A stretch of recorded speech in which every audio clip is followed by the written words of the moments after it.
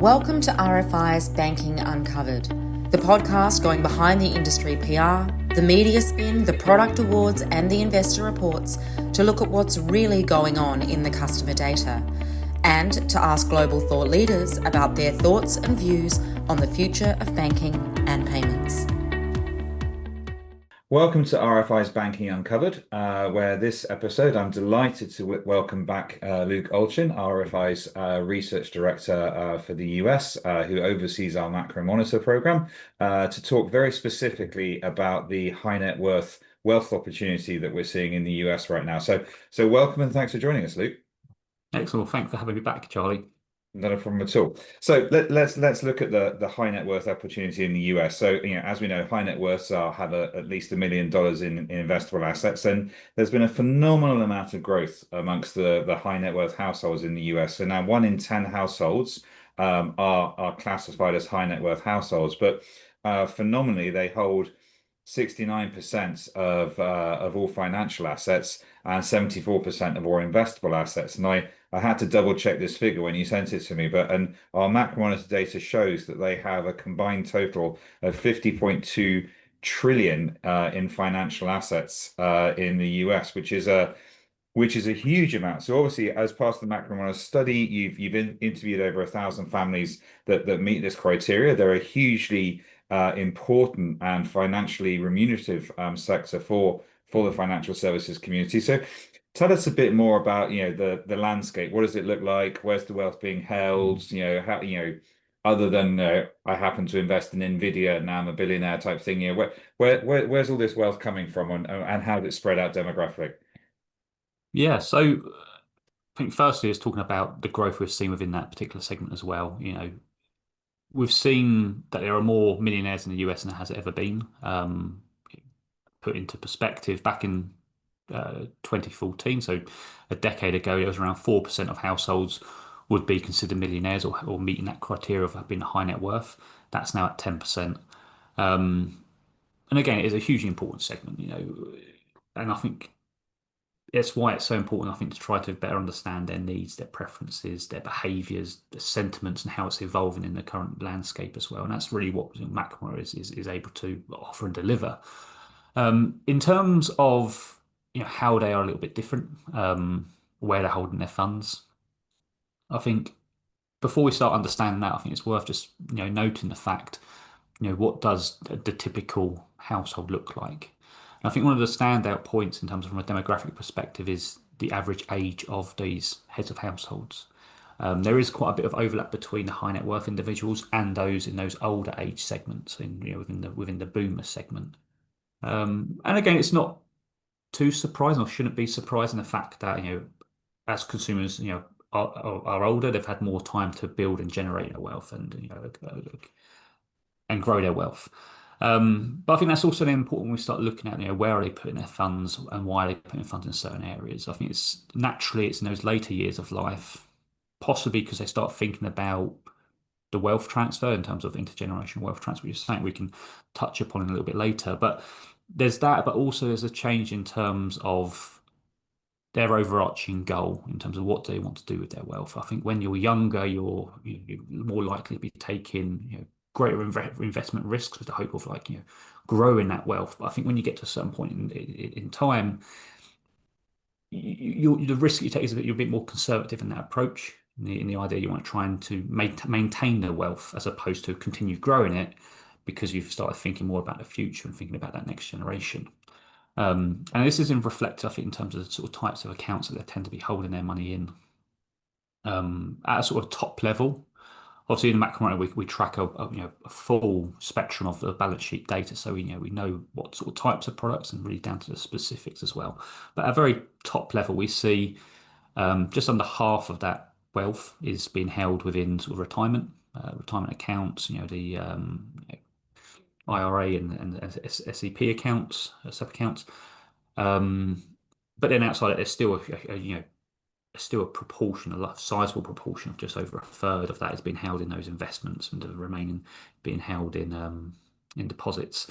And I think what's really interesting as well is how this has changed in terms of the particular investment vehicles they tend to be holding their funds in, and how it's changed in the more recent years. one of the biggest shifts we've seen, well, in the market as a whole, but as this is primarily being driven by the behaviours of the high net worth households, is there's been a surge in terms of households investing in mutual funds. And again, this is in some way in favour of bonds. We've seen a decrease in terms of the average funds held in bonds, and even down to like individual stocks as well. We've seen that seems to be a growing appetite, particularly among the high net worth households, towards mutual funds. And I think that's for two reasons. Firstly, based on that appetite for risk or changing appetite for risk. Obviously, there's lots in the media right now about whether or not there will be a sort of bit of a realignment in terms of the stock market in the US, and there are some concerns there. But I think also we see that there are a number of people who are trying to reduce their investment risk, and I think the nature of mutual funds in terms of the diversification is just one way in which they can better manage their exposure to investment risk. And the other thing that's quite interesting as well is we've also seen, again, another trend that's seen in the wider market, but being driven by those high net worth individuals, is a greater proportion of funds being put towards or put into deposits, specifically the CDs. And again, this is maybe partly down to sort of an idea of just trying to avoid taking on risk, but I think it's down to the fact that for many, many years, interest rates were particularly low. And obviously then the potential gains from investments against deposits was worth taking that additional risk. Whereas with interest rates being higher than they've been for a number of years now, I think there is that idea that when you're sort of balancing the return, the additional return to the additional risk, in some extent, I think people are looking towards CDs as well as a way of just being able to uh, lock in that money into a secure and a defined return as well. And so But just on that, so Hmm. I mean, at the moment, interest rates are around 4%. You can get just over 4% on certain fixed term deposits. Whereas if you stick it into a diversified managed portfolio, they're probably going to offer you about 4 to 5% returns as well. So the argument there is, okay, well, here it's in cash, I'm getting close to 4.5%. There it's in a diversified fund, but there's an element of risk, and I'm getting 4.5%. There's no risk with cash. Let's stay there. And we've seen that across many markets for the last few years as interest rates, kind of skyrocketed from 23 to, or from 22 up until 25. But now interest rates are coming down. They've obviously, they're down to 2% in Europe. They're coming down in the UK, and they're starting to come down with Jerome Powell, easing the interest rate, and obviously a lot of political pressure on him to do more to do that. So as those interest rates come down, correspondingly, cash looks a lot less attractive, and sort of and then managed portfolios or other investments start to look appealing, and that kind of leads me on to obviously we're going to see a shift back towards those, but really understanding the drivers behind what they're doing and why, because it's slightly different to to Main Street effectively. Like, they're much more likely to be focused on retirement planning. I think 75% are focused on retirement planning. They're much more likely to be focused on future medical, long-term care, providing for heirs and children.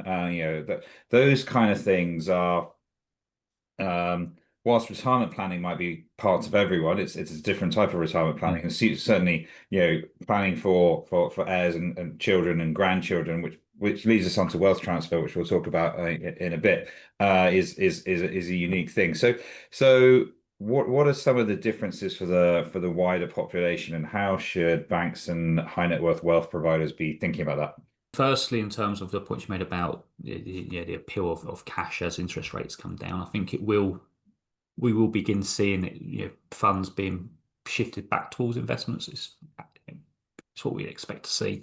I think there may be some delay in that. Obviously, the fact that a large proportion of these funds or these cash is in these term-based products, that will obviously delay the response in terms of decreasing rates.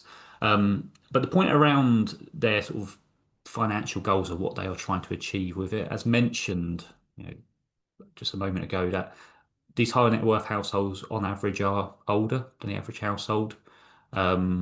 And they have as a result, there is a greater focus on the next generation and, maintaining wealth as opposed to sort of being more aggressive in terms of trying to grow that wealth.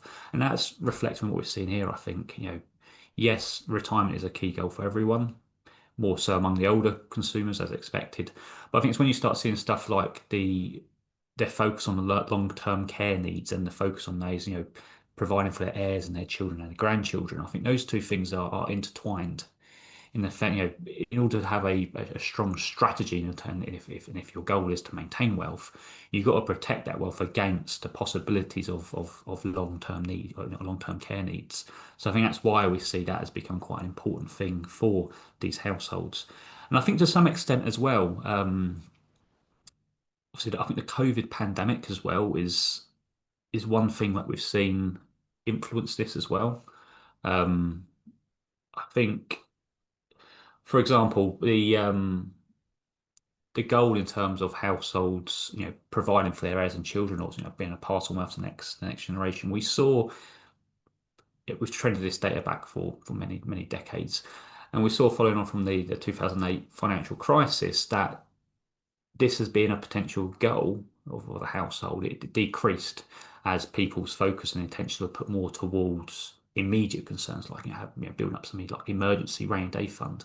But I think what we've actually seen more recently, obviously with there still being some other sort of like potential financial struggles in the market and a bit of uncertainty as to whether or not there will be a small recession, um, the response to that has been different. And I think one of the governing factors there is that the COVID pandemic, I think, particularly among some of these older households, or those who are older with the high net worth households, it gave a realization of mortality. I think it's something that people don't like to think too much about, but I think during that sort of that year and a half period of when there was like the COVID lockdown and that sort of stuff and everything that followed on from that, I think it got people thinking more about what happens if or when eventually they come to pass. And I think that's obviously another thing that we've talked about when we start talking about the wealth transfer. That's a thing I think is something we see within the data as well. In the wider market, the number one financial goal right now currently is on a rainy day or trying to build or create some sort of emergency rainy day fund. Whereas it's among the high net worth households where this is not just a case of maintain that focus on retirement and the next generation. But yeah, I think it all comes down to the fact that they are looking at ways in which to protect their wealth and ensure that they can continue to maintain it and weather, the potential storm that may be brewing. Okay. Well, when we look at things from a kind of global perspective, Mm, Europe has always been very, very traditional, diversified, professionally managed portfolio. mm, Asia's been sort of half professionally managed, non-self-directed portfolio, half self-directed. And the US has always historically been incredibly self-directed, which is why, all the execution only players do so well in the US. So the data shows that 88% of high net worth households have a financial strategy. And they're much more likely to be looking, as you said, at investment planning, at retirement planning, and at estate planning. But just before we talk about the wealth transfer, because we'll come on to that next, what are what are some of the things, how does as they're moving from a more self-directed market to one that's developing financial strategies and possibly with mm. AI, which again we'll talk about later. But how are they looking at that overall strategy? Varies, and I think while yes, the high net worth households they have some unique behaviours there. I think there is you can't overlook the fact that the age component is also a very significant thing that determines what their strategy is and how they focus on that.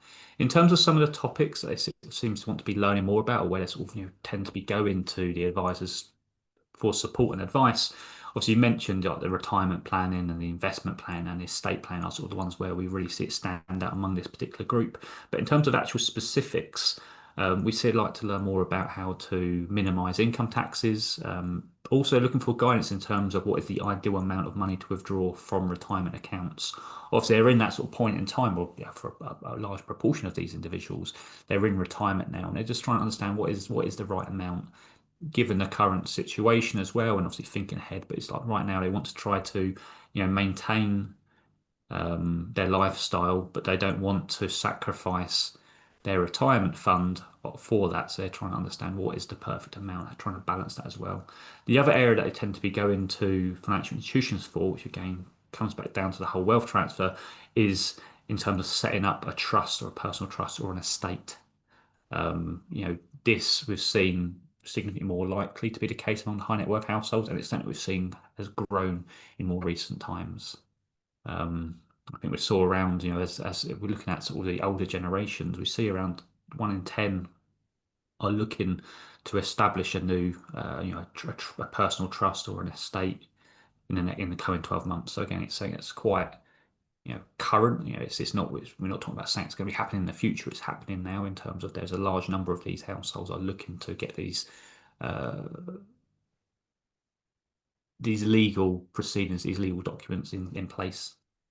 Okay, you mentioned estates and that and estate planning, and that Mm. that naturally leads on to the great wealth transfer because obviously we're in an unprecedented moment in time from a wealth transfer point of view with the money moving from the baby boomers. I think it's 45 trillion will be going from boomer households in the next decade, and that's 31% of all high net worth households will be handing over their money. So what's the impact of that? How does that start affecting the market and behaviors? Because that's a huge and Mm. unprecedented amount of transfer. Yeah. Well, yeah, so as mentioned earlier on, in terms of the total amount of wealth that's in the market, these high net worth households are accounting for, 3/4 of the wealth in the market. And the fact that, over or close to a third of these high net worth households will be making that transfer as well, from a size perspective, it's a monumentous shift in terms of that wealth. Um, and I think another thing that's really important as well to think about is, we talk about, the great wealth transfer as being, oh, it's, in the next decade or in the next 20 years. And it makes it feel as if it's something quite a little bit in the future, as if we've got time to think about and, to make plans. But I think what's really worth just noting is the fact that the average age of a boomer, of a baby boomer, or no, that's not the average age, the top age, the highest, the oldest boomers out there are around 79 years old. And when we're thinking about the wealth transfer in the US, for example, the average life expectancy of people in the US is just over 79 years old. So when we talk about the great wealth transfer and this, what's going on in the next 10 years from boomers passing on, $45 trillion, it's starting now. We're at the very starting point of that proceedings. In terms of what impact it's going to have, it's going to be hard to say. I think right now it's really sort of at the early stages. It really depends on how financial institutions, how advisors respond to this. Again, right now, you could argue that all that wealth is up for grabs. We see a lot in the data and other sort of secondary sources or publicly available information out there that sort of suggest about the rate at which um, you know those who are receiving inheritance, the rate at which they tend to switch their financial providers when they receive inheritance. We also see as well in terms of the rate at which a spouse may switch a financial advisor when their husband passes away and the wealth is then moved across to them. So there's lots of different key touch points and key events that will happen before the wealth transfer is settled. Yeah, I just want to come back to spouse for a second there Mm, because so this is going back some time now, but one of the first projects we ever did at RFI back in 2006 was some mystery shopping for a number of private banks where we had female mystery shoppers who were who go in with a high net worth story, and one of the ones was my husband's recently passed and I've now inherited all this money and I'd like to talk to you about it. And the overwhelming response was, in fact, one actually got told, "Why don't you come back with your husband, to make some decisions," ignoring the fact that in the legend, the husband was dead. So historically, private wealth and private banks have not been particularly good at developing value propositions and employing relationship managers and wealth specialists who are female. mm, And I think 73% of the wealth in the UK now is directed and controlled by females, and less than 5% of wealth managers are female. And it's similar kind of stats in the US. So before it goes to children, women live longer than men. There's a good chance it's going to go to the spouse. So there's surely a number of shocks to the system here. Mm. You've got a number of flex points where you can lose significant amounts of assets from your business. As first the main wealth creator, and being slightly sexist here, let's assume for the sake of the argument it's a man, has unfortunately passed away. It's moved to the spouse. There's inflection point one, and then that person passes, the spouse passes away, and then it goes to the children. There's risk and inflection Mm. point two. So what are some of the how's that playing out? How do you think that's going to play Yeah. out in those situations? Yeah, I think obviously there's a few key touch points I think that advisors need to be conscious of. Um, I think while the husbands are still alive, I think they need to be doing more to try to engage both heads of households, so both the male and the female, in those conversations. Ensure that they're allowing enough time for the woman to speak. Try to empower her to try to understand more about what her concerns are, what her goals are as well. Because you can't just assume that because they're a couple, because it's a household, that they have the same goals, same sentiments. They are quite unique. Um, I think another key thing as well is that in our data, when we asked about, what could advisors do more of, or they were thinking about what they would want to learn more about, we saw um, quite strongly among those who are in that older generation who are thinking about the wealth transfer, they are looking towards support in terms of passing on financial literacy to the next generation, to their children. I think there is an element of them as well. They're a bit concerned that knowing that when this wealth is passed on to their children, they want to make sure that their children are prepared and have a plan and know what to do with it. So there's an opportunity there, I think, to try to bring those children into the conversation and the planning process ahead of time.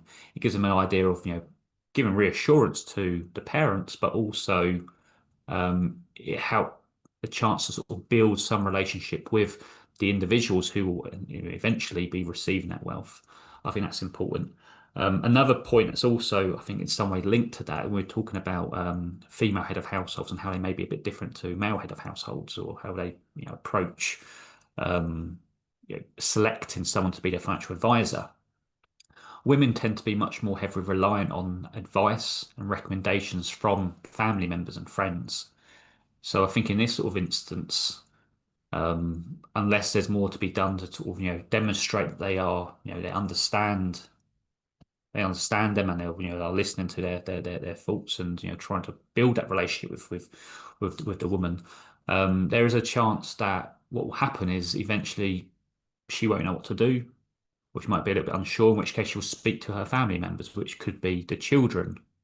Um, and from their advice, they go, oh, I work, my wealth is with this other provider, and their advisors are good, and eventually that wealth is then transferred, and the woman will move her relationship across to where the children's are at as well.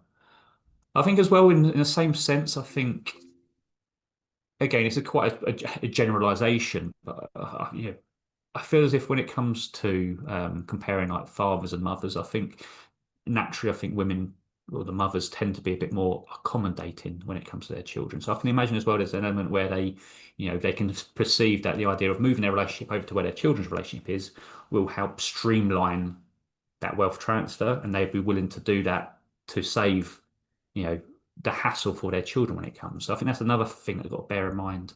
But ultimately, it comes down to looking at the bigger picture and trying to, build those relationships with both the husband, the wife, and the children as well ahead of time. Try to make sure that when it comes to making that decision, and making considering who will they use for their financial advice, and with those financial the wealth relationships, that these advisors are in the running for that. Make sure that they have demonstrated that they you know understand their needs, because I think that's one thing that is lacking sometimes, and what's driving some of the women to switch advisors is they don't always feel as if they are understood.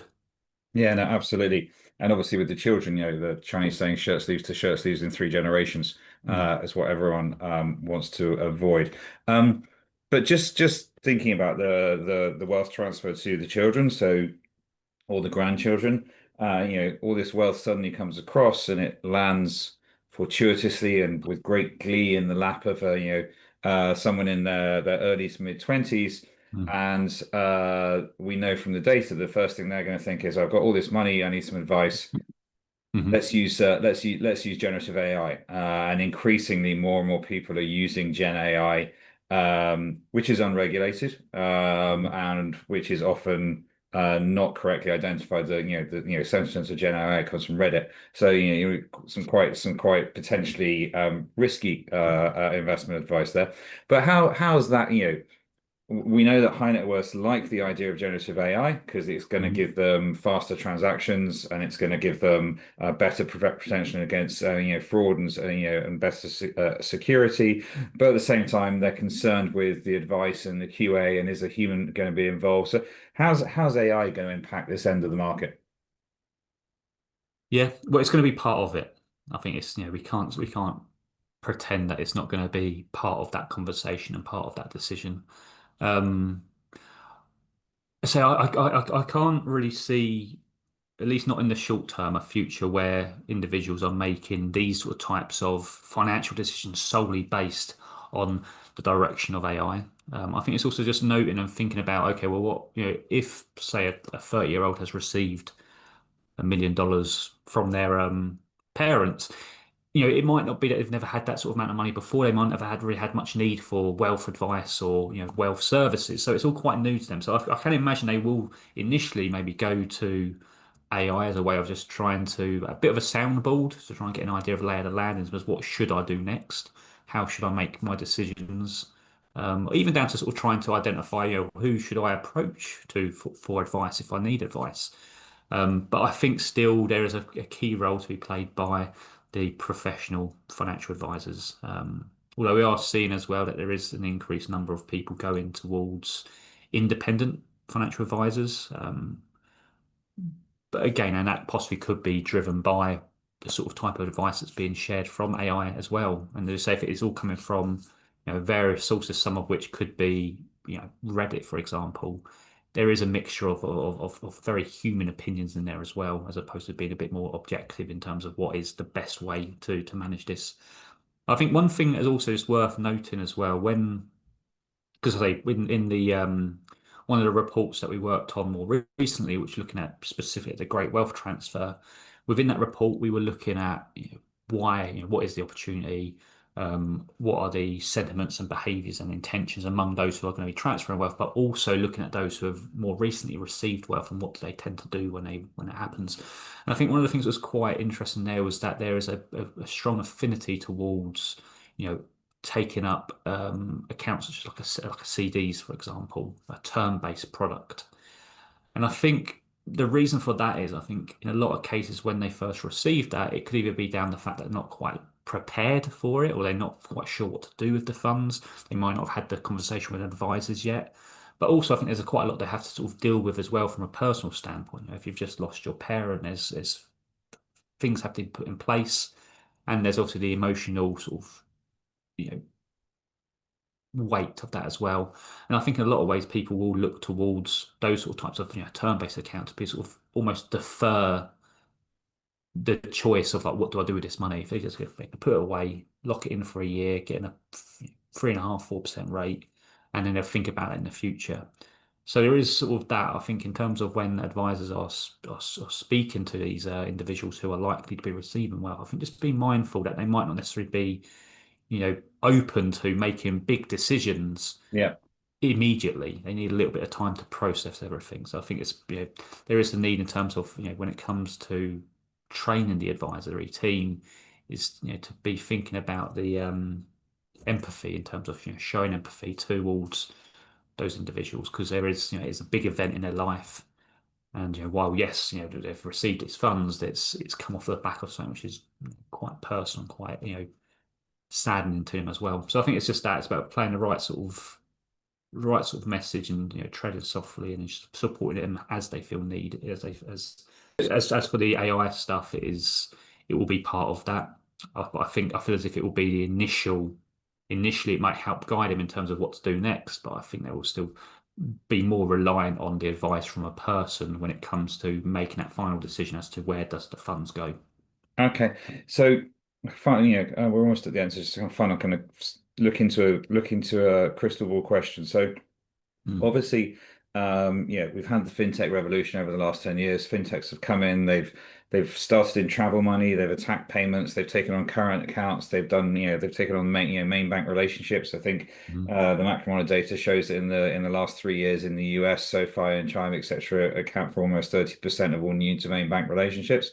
But up until now, there hasn't really been a fintech that's kind of targeted the high net worth, ultra high net worth space. And I know the good folks at 11FS are talking a lot about this, and it seems to me that this is an area of considerable revenue potential, Mm. which is, a lot of, whilst there are digital elements to most private wealth value propositions, a lot of it is still very much like, not quite a quill and parchment, but, very much like, stuck in previous ages. So do you think there's an opportunity for a high-end, high net worth digital wealth fintech application? And what do you think might be some of the reasons there hasn't been one up until now?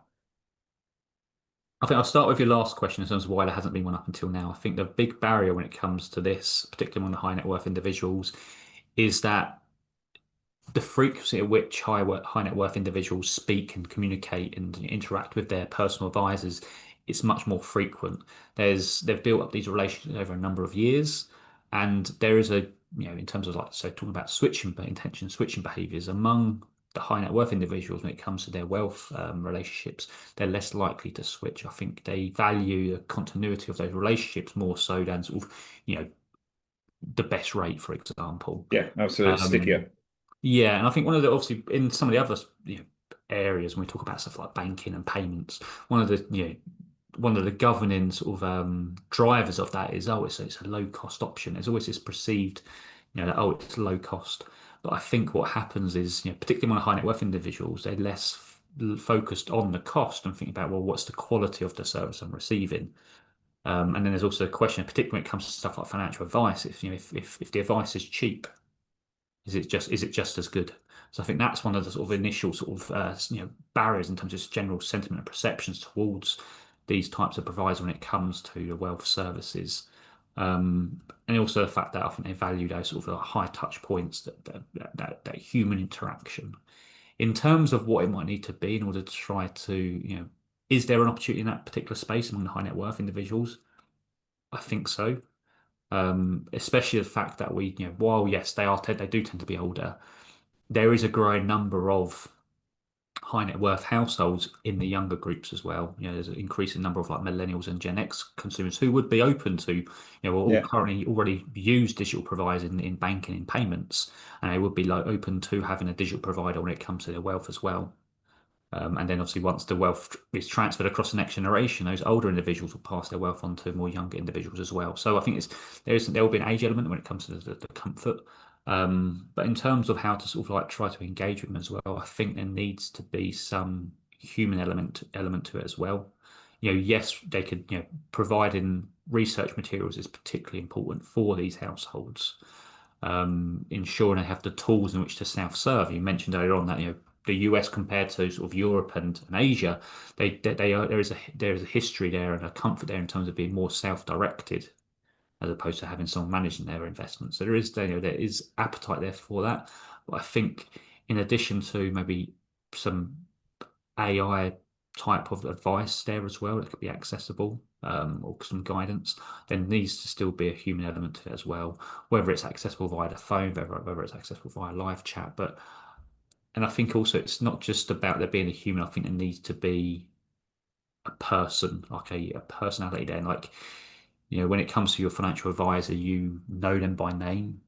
Yeah. You know them on a more personal level. Up until, when you think about, you know, the neobanks, the challenger banks, the digital only banks, and they have their 24/7 live chat service, and you can speak to a human about it, but you don't know who that human, what that person's name is, or if it does show the person's name, it's a different person every time you speak to them. And I think from a Okay. wealth perspective, there needs to be that continuity in the terms of relationship. You need to, yes, it's whether you're speaking to them in person or via a phone or via a live chat service, you want to know that you are speaking to the same person, especially because when it comes to financial planning and strategies, it's a long-term thing. Yeah. And the more longer you have that relationship, the better they understand you and they're part of that plan. It's not just a case of just checking in every couple of months. It's a more long-term thing. And I think that's really what they've got to try to find the right balance or way in which to do it, is ensure that yes, there are all the tools, the platforms there, and that enables you to be able to make your choices and self-serve, but there needs to be a continuity in terms of that relationship. Okay. Okay, fantastic. We're out of time. I was just going to say, start asking you about crypto and crypto millionaires and the different applications there, but unfortunately, yeah, I'm sure they'd be much more open to using a high net worth digital wealth app. But we're out of time, as I said. Thank you very much for joining us. Thank you for sharing all those insights on the US high net worth market, and look forward to speaking again soon. Yeah, absolute pleasure, Charlie. Thanks for having me. Cheers.